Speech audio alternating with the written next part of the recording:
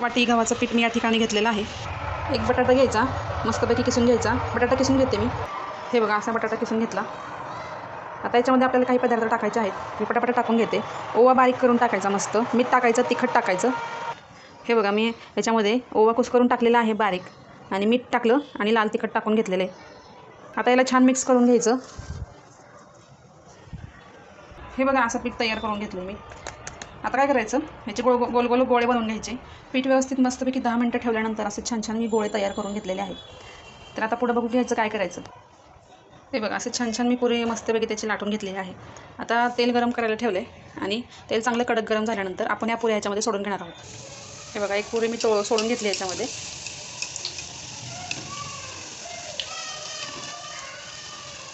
अशी एक साईड करून व्यवस्थित ह्याची परतून ह्याला फ्राय करून घ्यायचं मस्त.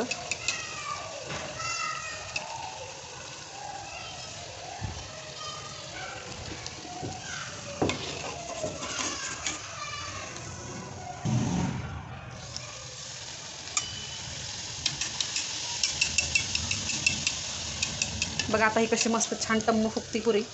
तुम्ही ही जी पुरी लहान मुलांना देऊ शकता खायला, टिफिनसाठी तुम्ही देऊ शकता. मस्त असा पौष्टिक आपण बटाट्यापासून हा नाश्ता बनवलेला आहे. तर मंडळी, असं छान छान रेसिपीसाठी चॅनलला तुम्ही सबस्क्राईब करून घ्या. तुम्हाला चॅनलवर खूप छान छान रेसिपीज आहे, तुम्हाला नक्कीच आवडतील.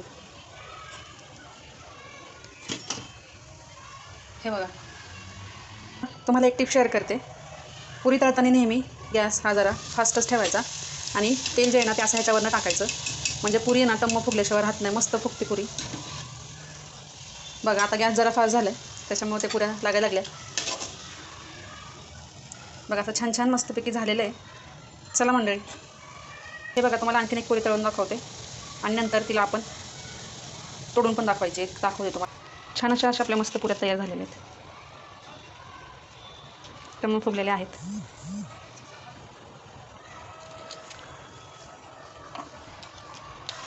अतिशय मस्त झालेले आहे.